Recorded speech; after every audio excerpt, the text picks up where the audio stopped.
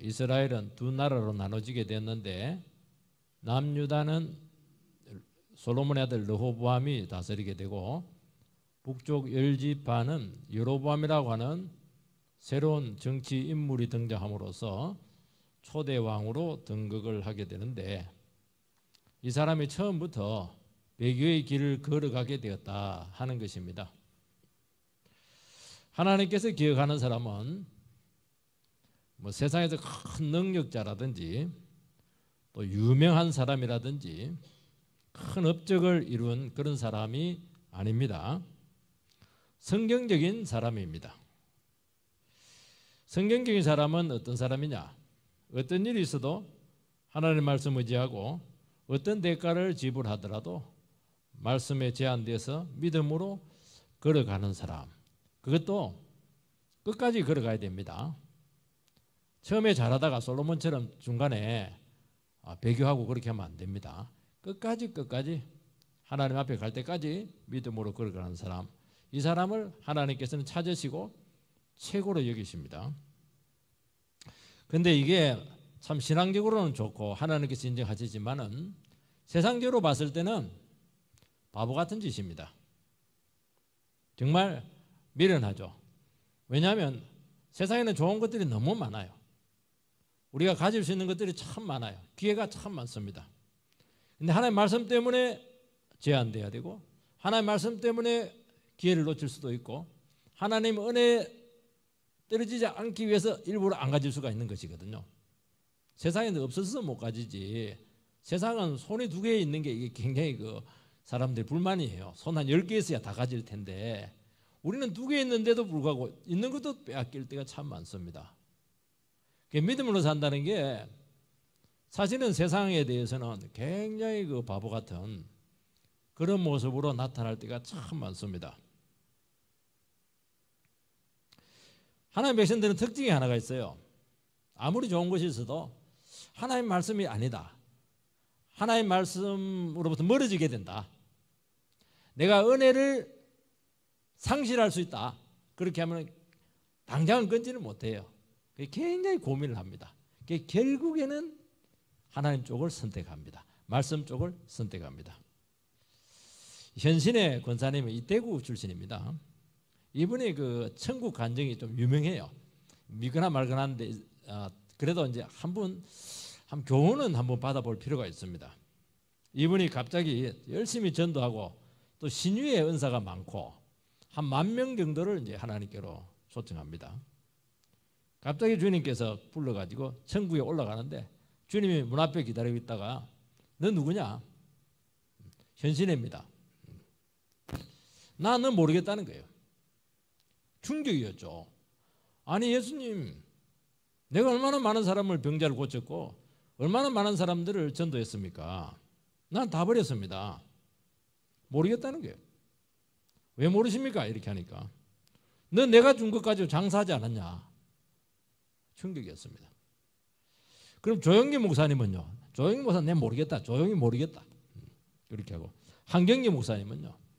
조금 알기는 알 것 같은데 잘 모르겠단 말이죠. 그 유명한 목사님들 전부 다 이름을 대니까 다 모르겠다는 거예요. 다시 한번 나에게 기회를 달라고 제대로 회개하고 정말 예수 제대로 믿겠다고 그렇게 해서 죽었다가 살아납니다. 그래서 자기가 가지고 있었던 것들 부흥회하면서 막 그냥 했던 이런 것들 모아놓았던 것들 전부 다 선교단체에 다 갖다 바치고 유명한 목사님들 자기가 질문했던 조영기 목사님 뭐 한경기 목사님 찾아가가지고 막 이야기를 해가지고 회개시키고 막 그렇게 한 것이 있습니다. 그러면서 이제 결론이 뭐냐? 하나님 나라에 가니까 세상 사람들이 막 죽게 세우고 큰 업적을 이루고 막 누구나 이름만 들어도 알만한 그런 사람들은 예수님께서 모를 수 있다는 것입니다. 그래서 한 사람을 소개하는데 벙어리인데 굉장히 가난하다. 아주 어린 사람인데 이 여성인데 그 소박한 여성을 네가 찾아가서 내가 너를 기억하고 있다는 것을 반드시 전해라. 그렇게 이야기를 하는 것입니다. 하나님께서 기억하는 사람이 누구냐 하는 것을 보여주는 사실은 간증이었습니다. 이것은 막 우리는 그 죽었을 때의 모습을 안 가봤기 때문에 우리는 확신할 수는 없지만 주는 교훈은 굉장히 의미가 있다 하는 것을 알 수가 있습니다. 이 북이스라엘의 여로보암 왕은 굉장히 머리가 좋았습니다. 이 사람은 정권의 안정을 위해서 또 백성들을 잘 살게 하고 번성하기 위해서 뭘 하느냐니까 절대로 해서는 안 되는 짓을 하나 합니다. 세상하고 신앙을 딱 짬뽕을 합니다. 섞습니다. 비빔밥은 먹어도 되지만 신앙은 절대로 이렇게 섞으면 안 됩니다. 그 결과 북이스라엘은 엄청난 호황을 누리게 되고 백성들의 절대적인 지지를 받습니다. 우리는 여로보암이 남유다 성전 예배 드리지 못하게 했기 때문에 백성들이 싫어할 것을 생각했는데 안 그래요. 너무 좋아한 거예요. 이게 예배를 너무 편리하게 만들었거든요. 여호와의 종교를 버린 것은 아닙니다. 가만히 보니까 세상에서 유익한 것들이 참 많습니다. 이방 나라들도 보니까 애굽도 보니까 너무 좋은 것들이 많아요. 이 사람도 애굽 출신이거든요. 그러니까 그 당시 미국이 이집트니까 이집트 유학파입니다. 이집트 유학파에 보니까 너무 좋은 문명들이 많은 거예요. 신관도 좋고 그거 다 이제 끌어들인 것이죠. 그래서 이제 여호와의 종교랑 섞었습니다. 엄청난 결과가 나타났습니다. 10배의 능력이 나타났습니다. 그러나 주님께서는 배교다 그렇게 말씀하시고 그가 막 정말 국정 제1호로 추진했던 베델에 있는 금송아지 그 신전을 만들어서 제단에서 제물을 바칠 때 무명의 선지자를 보내가지고 거기다 바로 저주를 합니다. 말씀대로 드리지 않는 제사는 타락이고 결국에는 이것은 미신적인 예배고 저주와 심판을 불러오게 되고 나라는 망하게 된다 하는 것을 이야기를 합니다. 그리고 이 신전은 반드시 파괴될 것인데 300년 후에 파괴될 것이다. 300년 후까지 예언을 해주는 겁니다. 그러니까 다른 것은 용서가 되지만 이것은 절대로 하나님께서는 300년이 가더라도 이거 자제하지 않겠다 하는 것을 보여주는 아주 엄중한 말씀인 것입니다. 솔로몬이 죽고 나서 이스라엘은 두 개로 나뉩니다. 성경은 나라가 두 개로 나눠진 것에 대해서 뭐 가타부타 말하지 않습니다. 하나를 가지고 부흥하면 더 좋겠지만은 뜻대로 안 되면 두 개 나눠 가지고 각자 부흥하면 또 뭐 될 수 있다는 것이죠. 여로보암이 왕이 되고 난 후에 여로보암은 정권이 불안정하다는 것을 알게 되었습니다. 정통성이 떨어졌기 때문이죠. 그리고 안정을 위해서 개혁 조치를 단행을 하게 되는데 개혁 조치를 하는 것마다 비성경적이었습니다. 하나님께로부터 멀어지게 한 것이죠. 우리 세계 얘기했잖아요. 예루살렘 성전 가지 말고 땅과 베들에 금송아지 만들어서 여호와를 섬기라. 그리고 레위 제사장을 꼭 세우지 말고 일반 사람들을 다 세워라. 그래서 여기서 보면 성직 매매가 나오는 겁니다. 이게 굉장히 가증한 것이거든요. 그리고 절기를 초막절 절기를 7월 15일 날 드리지 말고 한 달 늦춰서 8월 15일 날 더 성대하게 드리자. 가만히 생각하면 훨씬 효율적이에요. 좋은 겁니다. 근데 그 하나하나가 전부 다 하나님으로부터 멀어지게 하는 비성경적인 조치였다는 것입니다. 그러니까 여로보암이 나라를 제대로 시작하려고 하면은 자기가 왜 부름받았는가? 하나님께서 왜 나를 10조각을 내어서 북이스라엘의 초대 왕이 되게 했는가? 하는 그 고백이 분명해야 되는 것입니다. 그러니까 하나님은 네 나라로 준 게 아니고 하나님 나라를 맡긴 것입니다. 근데 본인은 믿음이 없다 보니까 내가 이 나라를 지켜야 된다고 생각을 한 것입니다. 하나님께서 다스릴 수 있는 기회를 주신 것인데 그러면 어떻게 해야 되느냐? 하나님 말씀대로 하면은 돼요. 아마 이 사람의 그 재능과 능력을 보면은 다윗보다 사실 훨씬 뛰어나거든요. 다윗을 능가할 수 있는 그런 사실은 영향력을 행사할 수 있었는데도 불구하고 이 사람은 믿음 부분에 있어서 제목이 되지가 못했고 결국에는 배교의 길을 걸어가게 되는 것입니다. 1절 말씀, 보라 그때 하나님의 사람이 여호와의 말씀으로 말미암아 유대에서부터 베델에 이르니 마침 여로보암이 제단 곁에 서서 분향하는지라. 보라, 지금 여로보암은 국정제의로 가자 대대적인 지금 성전 베델 지금 여호와 예배를 지금 드리고 있습니다. 얼마나 중요한 순간입니까? 근데 그때 누가 나타났냐? 하나님께서는 유다에 있는 무명의 선지자를 그 자리에 바로 파송을 합니다. 보라!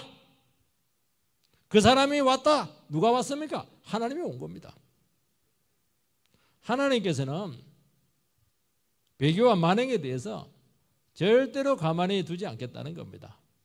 내 마음대로인데요. 그건 네 마음이고 하나님께서는 네 마음대로 못하게 하겠다는 겁니다. 잘못된 길로 갈 때 하나님은 절대로 포기하지 않습니다. 그리고 거기서 막 그냥 한참 지금 막 예배가 막 뜨거워지고 있는데 거기다가 대고 찬물을 끼얹는 그냥 저주를 막 선포를 하는 겁니다. 선포하는 게 퍼부어버렸죠. 뭐.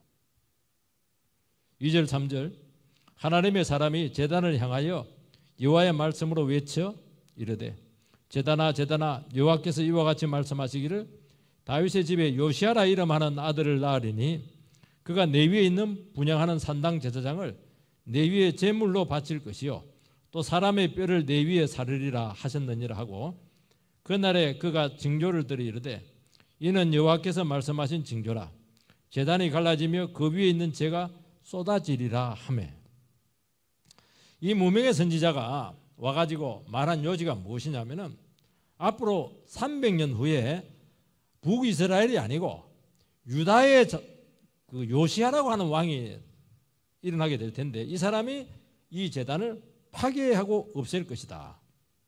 그 있는 제단들을 제단 위에 전부 다 태울 것이고 그 얘기를 지금 하고 있는 것입니다. 뼈를 전부 다 그 뼈들은 뭐냐니까 그 배교했던 그 거짓 제사장들이 있거든요. 성경 매매했던 그 사람들 전부 다 뼈를 출려가지고 거기서 다시 한 번 더 내가 사르겠다는 것이죠. 이 정도 되는 것은 성전 신성 모독죄에 대한 하나님의 처벌입니다. 그러니까 지금 여로보암이 하고 있는 것은 용서받을 수 없는 하나님에 대한 신성 모독죄를 지금 저지르고 있다는 겁니다. 여로보암이 잘하고 있다고 생각을 한 것이죠. 하나님이 아니라는 거예요. 300년 지나도 용서하지 못한다는 겁니다. 그리고 그 징조로 지금 이 순간 제단이 갈라지게 하고 제단에 있는 재가 쏟아지게 될 것이다. 그렇게 선포를 하고 실제로 제단이 갈라지고 재가 쏟아지게 되는 것입니다. 그리고 제단은 완파는 요시아 왕이 300년 후에 파괴할 것이지만은 지금부터 네가 드리고 있는 네 제사는 절대로 내가 받지 아니할 뿐만 아니라 제사를 드리면 드릴수록 저주가 나오도록 하겠다. 재앙이 나오도록 하겠다. 안 좋은 것이 나오도록 하겠다. 그런 제사를 왜 드리냐는 거예요. 쉽게 이야기하면. 한번 첫 단추를 잘못 끼운 것입니다. 잘못된 제사를 시작을 했는데 그 제사가 없어지는데 몇 년이 걸리느냐? 딱 300년이 걸린다는 것입니다. 이 잘못된 제사 때문에 이 잘못된 신앙 때문에 나라 망하고 온갖 고통 다 당하고 100년 후에 유다 왕에 의해서 철저하게 파괴되는 것입니다. 여러분 하나님 말씀 아닌 잘못된 전통이 얼마나 위험한가 하는 것을 우리는 깨달아야 된다는 것입니다. 아무리 좋게 보이고 그럴듯하고 한때는 뭐 역사가 많이 나타나고 이렇게 했을지라도 하나님 말씀의 잣대에서 입각해 봤을 때 하나님의 기준에 맞지 않는 것, 잘못된 것은 이것은 절대로 위험하다. 들이면 들일수록 영혼을 망친다. 교회를 더럽힌다. 하는 것이죠. 근데 문제는 뭐냐니까 한번 만들어지면 절대로 생각처럼 쉽게 없애지 못한다는 것입니다. 전통이니까요. 여러분, 하나님의 말씀 없는 예배를 드릴 수 있습니다. 왜냐하면 예배는 뭐 존귀심의 표현이니까요. 나름대로 뭐 다양하게 예배를 좀 드릴 수가 있어요.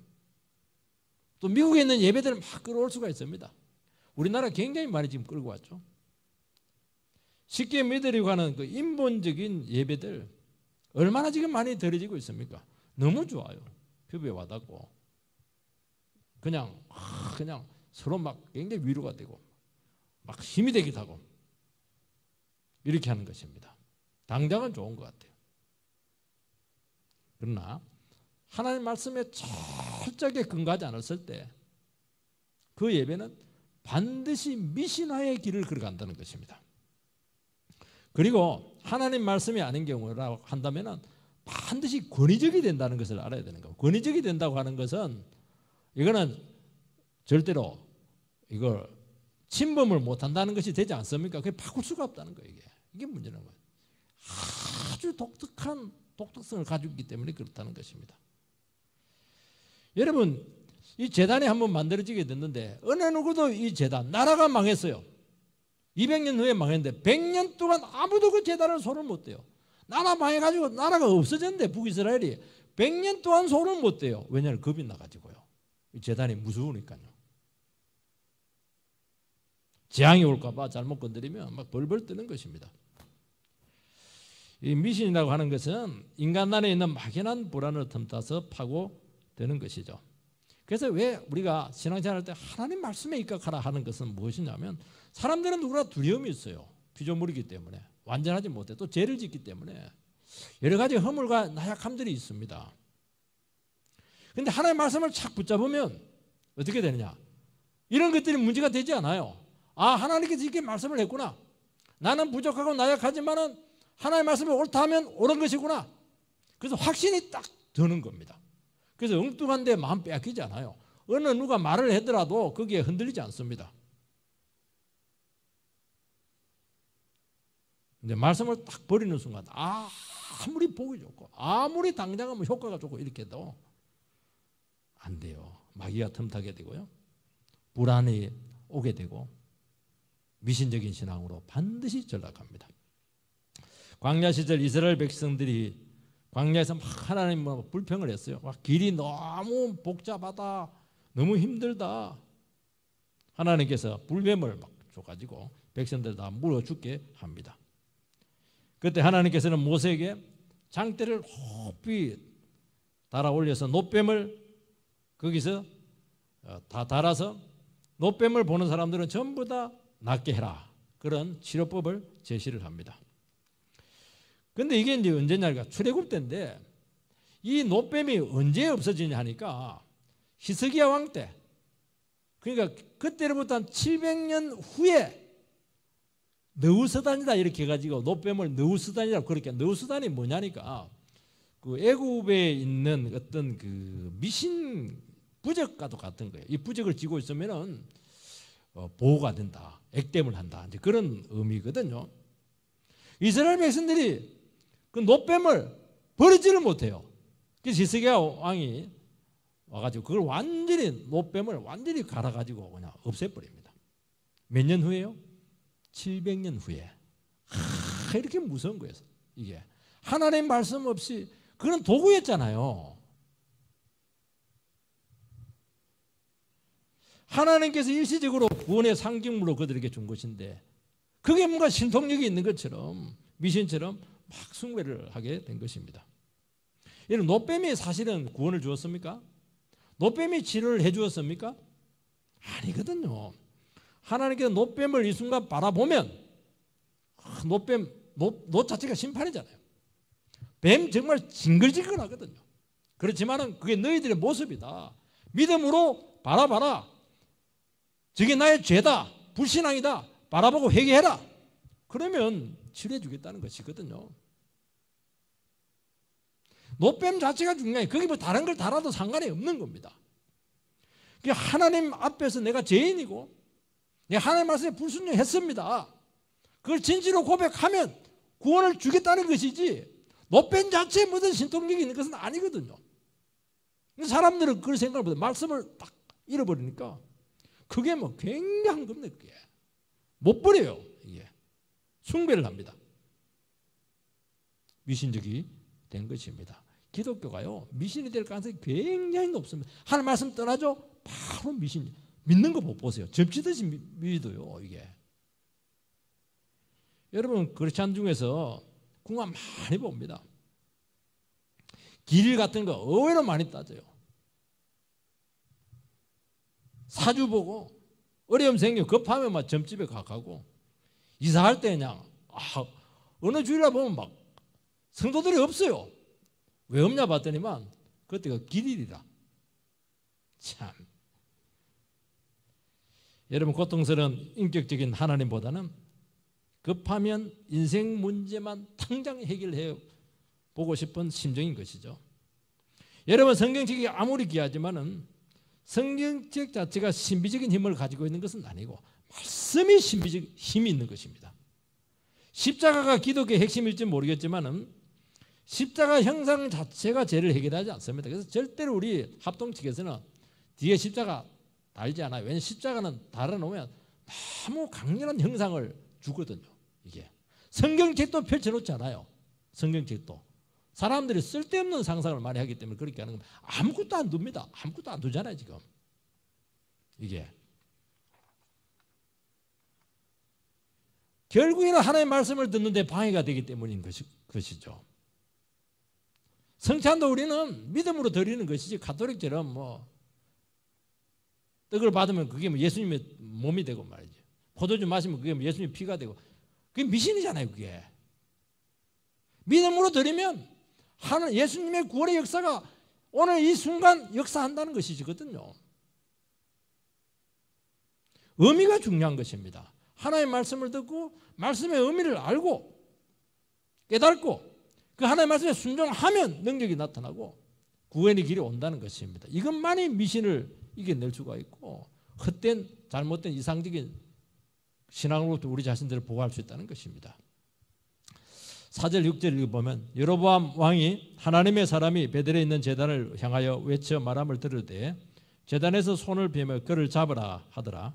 그를 향하여 편손을 말라 다시 거두지 못하며 하나님의 사람이 여호와의 말씀으로 보인 징조대로 제단에 갈라지며 재가 제단에 쏟아진지라. 왕이 하나님의 사람에게 말하여 이르되 청하건대 너는 나를 위하여 내 하나님 여호와께 은혜를 구하여 내 손이 다시 성하게 기도하라. 하나님의 사람이 여호와께 은혜를 구하자 왕의 손이 다시 성하여 전과 같이 되니라. 이 저주 예언을 듣고 여로보암이 분향을 하고 있다가 분향을 딱 하고 있다가 손을 딱 펴면서 저 선지자를 당장 잡아라 이렇게 막 소리칩니다. 당장 잡아라 이렇게 했는데 말라버렸어요. 이게 안 돼. 거두지를 못합니다. 이거는 하나님의 말씀에 대한 거역에 대한 하나님의 직접적인 징계입니다.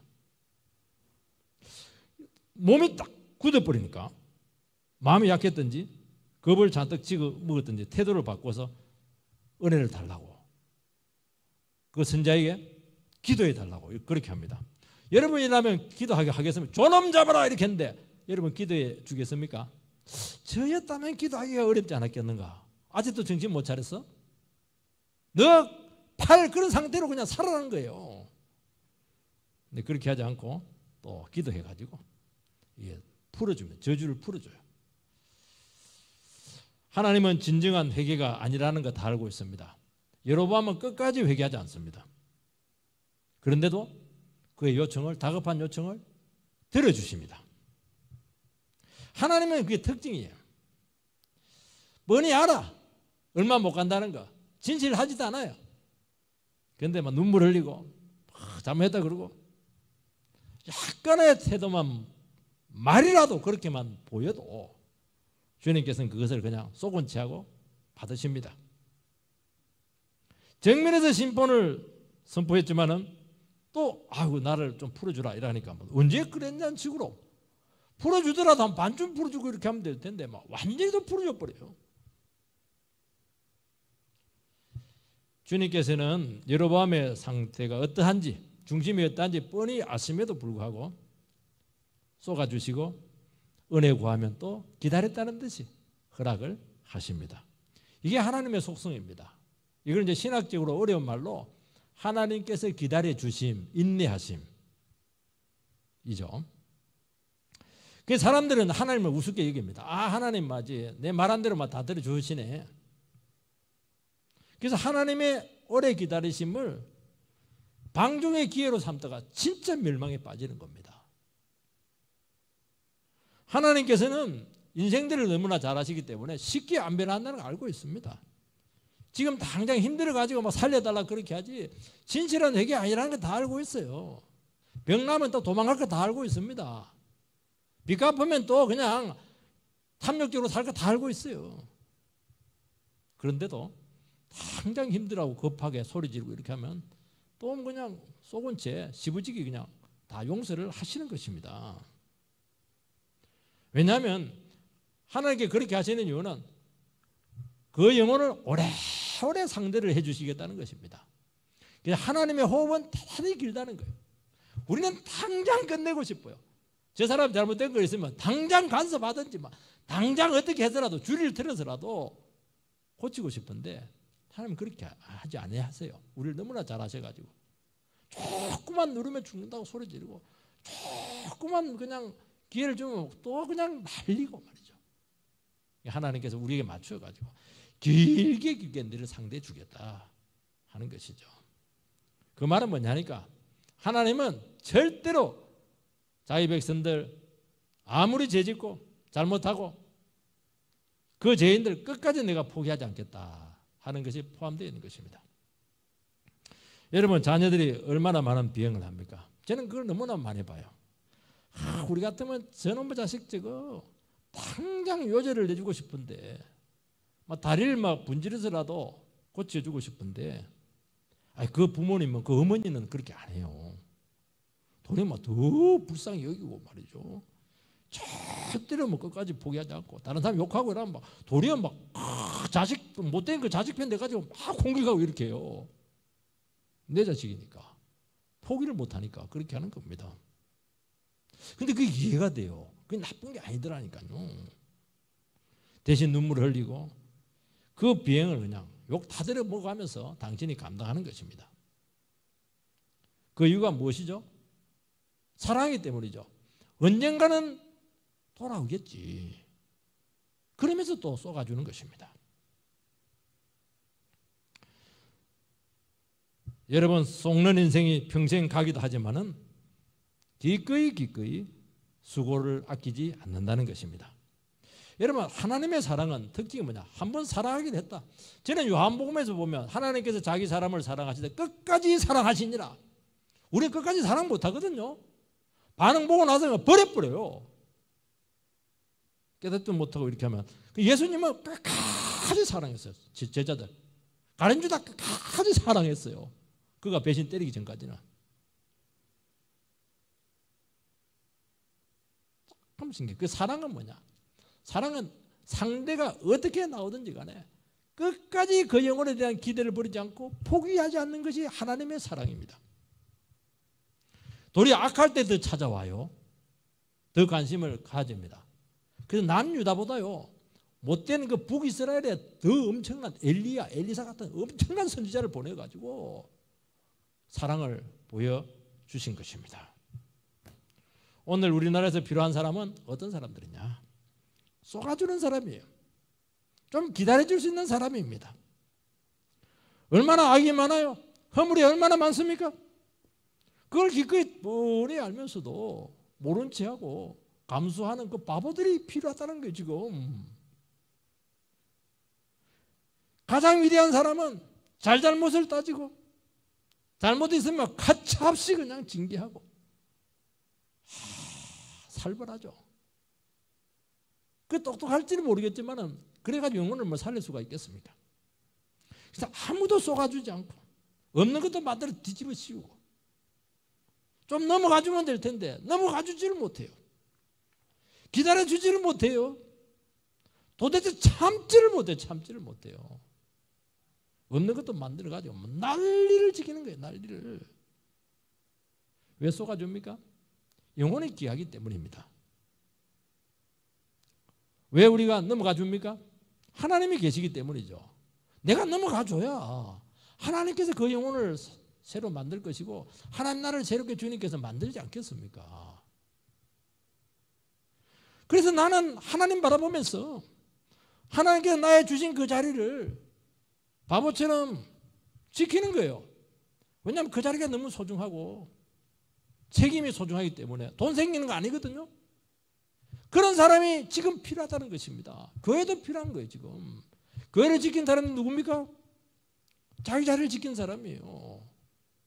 그 자리가 소중한 줄 알고 사람들이 인정해 주든 인정해 주지 않든 비가 오나 눈이 오나 나는 이 자리밖에 없다.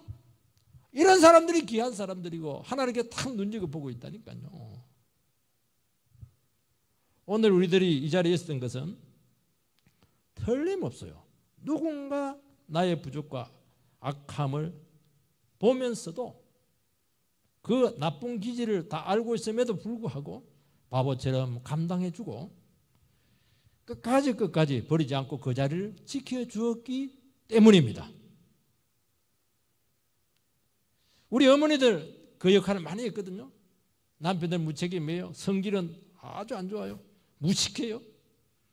그래도 그냥 도망 안 가고 막 그냥 남편 그냥 두들겨 맞아가면서 심지어는 막 끝까지 이혼 안 하고 그 자리를 지키지 않았겠습니까?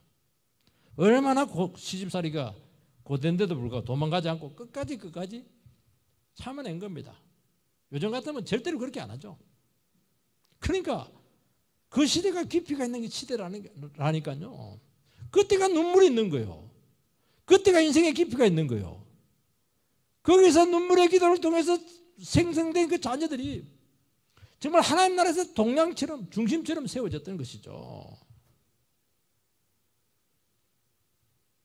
왜 참아주었습니까? 자녀들 때문이죠. 자녀들 건져야 되니까요. 이유가 없어요. 그래서요, 책임 있는 사람들은요, 자녀들 때문에 울고 싶어도 울지를 못해요. 말하고 싶어도 말하지 못해요. 얼마나 힘들다 소리를 못 한다니까요. 자녀들 때문에, 자녀들이 약화될까 싶어가지고 끝까지 지켜내지 않았겠습니까? 그게 바보죠, 뭐. 그래도 병들고 신경통 걸리고. 이해할 수 없는 절박한 처지에서 100번 내가 옳았죠. 영혼 때문에, 내게 주어진 귀한 것 책임 때문에 알아주지 않더라도 가만히 자기 자리를 지키는 것이 이게 기독교의 사랑이고 신앙이라고 말씀하고 있는 것입니다. 오늘은 정말 오늘 주님처럼 정말 바보 같은 사람들이 너무너무 필요하다고 저는 생각을 해요. 그런 사람들이 있어야 좀 비빌 구석이 있죠. 막 이자듯이 그냥 도려내고 막 칼로 그냥 난도질을 하고 이래버리니까 도대체 그냥 마음 둘 데가 없는 거예요. 여러분 바보 같은 배우자 있는 거 감사하시기 바랍니다. 머리 나쁘다고 그냥 책망하지 말고요. 뻔히 손해인데도 불구하고 그 손해를 마다하지 않습니다. 잘 나갈 수 있지만은 안 갑니다. 희생합니다. 안 될 줄 알지만 바르기 때문에 또 희생하는 겁니다. 그 이유는 뭐죠? 하나님 때문에 그렇게 하는 것입니다. 그렇게 하면 하나님을 더 가까이 느끼세요. 하나님의 그 사람을 지켜주세요. 하나님 말씀을 놓치고 싶지 않기 때문에 그렇게 하는 것입니다. 내 거 다 챙기고 내 원하는 대로 다 하고 좋은 거 다 가지고 그러면 하나님 네가 알아서 살아라 그렇게 하는 겁니다. 하나님 때문에, 영혼 때문에, 그 나라 때문에 막 희생하고 손해보고 돈 갖다 바치고 막 내 시간 갖다 바치고 하나님께 어떻게 합니까? 그래. 그러다가 네 바보처럼 이 세상에서 죽겠네. 내가 책임져 줄게. 반드시 책임져 줄 줄 믿습니다. 그게 신앙이라는 거예요. 그게 신앙이라는 거예요. 이게. 그 사람 망할 것 같습니까? 하나님 나라에서 최고로 존귀한 자리에 서게 될 겁니다. 아브라함이 그랬잖아요. 조카한테 다 양보하고 그냥 바보처럼 그냥 자기 안전을 취하지 않고 살아갔지 않았겠습니까? 아브라함은 나의 친구다, 버지다 그렇게 말합니다. 말할 정도였습니다. 우리 어제 한 권사님 집 신방을 갔는데 같이 간 한 권사님이 요즘 젊은 것들은 너무너무 잘 따져서 문제야. 그 얘기를 하면서 그건 무슨 이유입니까? 이렇게 하니까 뒤에서 차가 와서 탁 그냥 충돌했는데 그 운전자가 막 한번 썩 돌아보고 그냥 갔다는 겁니다. 이거는 있을 수가 없는 일이다. 이 뺑소니다.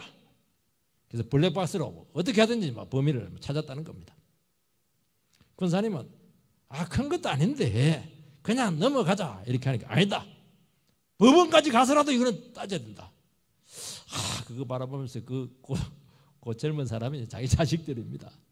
그러면서 지금 젊은 사람들은 이거 뭐 가차 없어. 너무 잘 따져. 정말 힘들다. 얘기하는 것을 봤습니다. 7절에서 10절 왕이 하나님의 사람에게 이르되 나와 함께 집에 가서 쉬라. 내가 내게 예물을 주리라. 하나님의 사람이 왕께 대답하되 왕께서 왕의 집 절반을 내게 준다 할지라도 나는 왕과 함께 들어가지도 아니하고 이 집에서도 이곳에서는 떡도 먹지 아니하고 물도 마시지 아니하리니 이는 곧 여호와의 말씀이 내게 명하여 이르시기를 떡도 먹지 말며 물도 마시지 말고 왔던 길로 되돌아가지 말라 하셨음이니이다 하고 이에 다른 길을 가고 자기가 베델에 오던 길로 되돌아가지도 아니하니라. 갑자기 왕이 선지자에게 우리 집으로 가서 같이 식사를 하자. 그리고 너에게 큰 상을 내리겠다. 제의를 합니다. 왜 이런 제의를 했냐 하니까 선지자의 경고를 듣고 굉장히 두려웠습니다. 그래서 그 두려움을 해소하기 위해서 선지자를 초청을 합니다. 하나님이 제사를 받지도 않고 저주를 내린다고 했습니다. 시작부터 완전히 하나님이 지금 초치를 한 것이죠. 예배만 받지 않는 것이 아니고 너도 내를 이제부터 철저히 제외시키고 거부하겠다는 표현을 한 것입니다. 얼마나 두렵겠습니까? 현장에 없어서 그렇지 우리가. 백성들이 다 보는 앞에서 저놈 잡아라 이렇게 손이 딱 굳어버렸어요. 제단이 갈라지고 제가 그냥 땅으로 흩어졌습니다. 쟤는 분리해서 다른 데로 거룩한 죄이기 때문에 분리해야 되거든요. 그건 하나님께서 그 제단의 제물을 안 받는다는 거예요. 그러니까 갑자기 두려움이 임하면서 미래에 대한 확신이 사라지는 겁니다. 나라를 제대로 다스리고 왕권을 더 안정시키기 위해서 이 조치를 취하고 계획을 했는데 하나님의 말씀 하나로 완전히 지금 깨져버렸습니다. 삶에 대한 토대가 무너지게 된 것입니다. 여러분, 하나님 말씀 아닌 기반 위에 인생이 세워지게 되면 모래 위에 집을 지은 것과 똑같아요. 작은 변수에서 흔들리게 되고 결국에는 시간 문제입니다. 무너지는 건 시간 문제예요. 그러나 우리가 하나님 말씀 위에 반석 위에 인생의 기초를 세우게 될 때 처음에는 좀 힘들어요. 왜냐하면 기초 세우는 게 힘들잖아요. 돌로 가지고 기초 세우려면은 또 불투명해요. 늦어요. 안 될 것 같아요. 근데 말씀에 의지하면 이상하게 확신이 들게 되고 약속이 이루어지기 시작하고 하나님의 도우심의 손길이 오는 것입니다. 세상에서는 뭔가 이루기 위해서 막 신념으로 경험으로 자기 자원을 막 투입을 해요. 그래도 미래는 불투명합니다. 확률 게임이에요. 확률 게임. 성공 확률 몇 퍼센트입니까? 1%도 안 돼요. 그러나 하나님 말씀으로 하는 것은 빨리 안 될 수는 있어요. 내가 성질이 급해가지고 다급해서 그렇지 진짜 하나님 말씀 하나만 팍 붙잡고 마치 반석 위에 기초를 쌓는 것처럼 말씀으로 내 인생의 기초를 딱 쌓으면 늦은 것 같고 힘들게 돼요. 한 가지 분명합니다. 여러분의 인생은 100% 성공이라는 거예요. 그래서 자녀들에게 그것을 가르쳐줘야 됩니다. 세상 사람들은 막 모래 위에서 막 팍 달려갑니다. 우리는 뒤에서 뭐 반석 쪼갠다고 봐서 되는 게 하나도 없어요. 그러나 영원한 말씀의 토대 위에 서지 않는 것은 시간 문제라는 겁니다. 우리의 불신과 죄와 교만에 대해서 하나님은 책망합니다. 영혼이 두렵고 불안하죠. 그렇게 하면은 그래서 사람들은 이 불안을 자꾸 해소하려고 합니다. 여러분 죄 짓고 편할 수 있겠습니까, 여러분? 남한테 욕해놓고 나서 두 다리 뻗고 잘 수 있습니까? 또 욕대를 먹고 편안하게 자는 게 낫습니다. 왜냐하면 우리는 하나님이 있잖아요. 양심이 있잖아요. 불안한 것입니다. 그때 이 불안을 어떻게 해소해야 될 것인가 하는 것은 신앙에서 대단히 중요한 것입니다. 그래서 어떤 분들은 자꾸 설교자와 자꾸 교제를 하려고 합니다. 뭐 좀 위로의 말씀을 듣기 위해서죠. 자꾸 식사하려고 하고, 식사하는 것 자체를 내가 부정하는 것은 아닙니다. 어떤 사람들은 세상적인 대화와 농담으로 자꾸 분위기를 자꾸 바꿔요. 가볍게. 사람 만나요. 모락에 막 빠지기도 하고 막 텔레비를 하루 종일 보고 이렇게 하면 어떻게 되느냐? 불안이 일시적으로 없어집니다. 그것이 뭐냐니까 말씀을 소멸시키는 것입니다. 그것이 성령이 소멸되는 것입니다. 여러분, 성령의 역사는 예민한 것입니다. 우리는 성령님께서 나에게 임했을 때 막 기쁘고 평안이 오고 축복이 오고, 그것도 긍정적인 효과죠. 그 성령님께서 죄에 대해서는 반대로 합니다. 길을 꺾어버리고 불안하게 만들어버리고 두렵게 만들어버리고, 네 그렇게 하면 심판이다. 그걸 막 뼛속에다가 막 딱 치면 놓는 겁니다. 그 싫은 거예요. 이게 싫기 때문에 그걸 없애려고 막 술을 먹기도 하고 막 오락에 빠지기도 하고 말이죠. 그게 뭐냐니까 성령을 소멸치 말고, 데살로니가전서 5장에 나오잖아요. 그걸 성령을 소멸시키는 겁니다. 그럼 어떻게 되면 그걸 가지고 하나님 가서 무릎을 꿇어야죠. 하나님, 내가 이런 교만한 짓을 했습니다. 하나님, 제가 죄를 많이 지었어요. 제가 정말 사람에게 해서는 안 되는 못된 말을 했습니다. 용서해 달라고. 그러면 성령님께서 감동을 줍니다. 변화시키기도 하고, 그 두려움이 변하여 천국의 기쁨으로 한순간에 변화시키는 것입니다. 이것이 뭐냐면 성령을 살려내는 것이거든요. 살려내야 된다는 것입니다.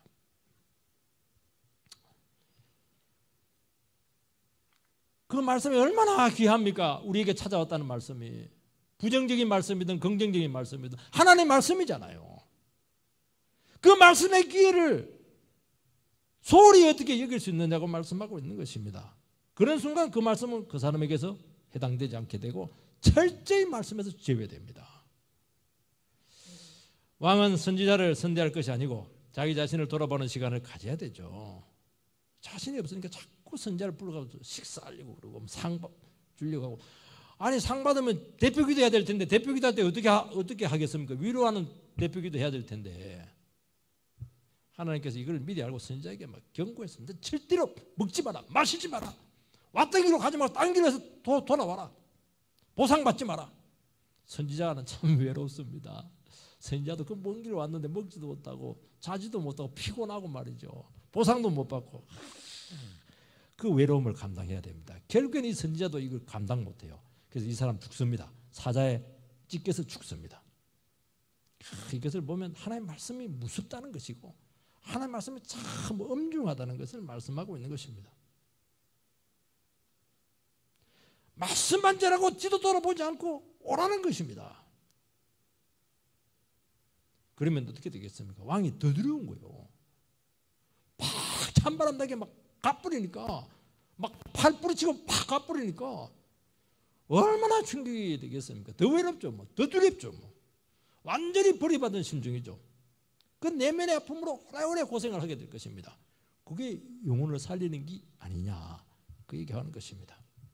성도 여러분, 불신앙은 결코 쉽게 해소되지 않습니다. 우리가 뭐 작은 습관 하나, 말 한마디로 고쳐지겠습니까? 그래, 아니 죽을래 살래, 말 안 들으면 경고 몇 번 날리고, 경고에도 반항 안 하면 막 때리고 징계하고 막 찬바람이 나도록 거부의 태도를 보이고, 심지어는 막 살기를 느낄 정도로 그렇게 해야 사람들은요 자기를 겨우 돌아봅니다.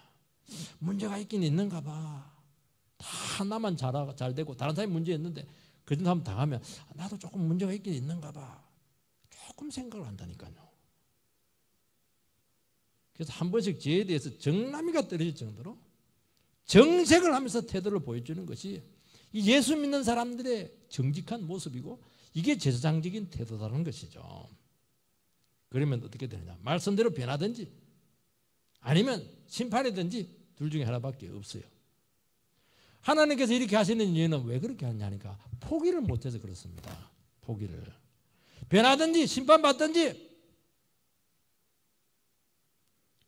징계를 내리든지 때리든지 반죽해서라도 나는 지옥은 안 보내겠다는 겁니다. 그게 하나님의 문제예요. 문제라고 한다면은. 그래서 이렇게 하는 것입니다. 여러분, 내 인생이라고 해서 내 마음대로 내 인생이 됩니까? 그게 불신앙이죠. 내 인생인데 내가 알아서 하겠다. 알아서 하게 하는 부모 있습니까? 아니잖아요. 하나님은 절대로 놔두지 않는다는 것입니다. 그 은혜 가운데 우리가 온전히 서게 되기를 주 이름으로 축원드립니다.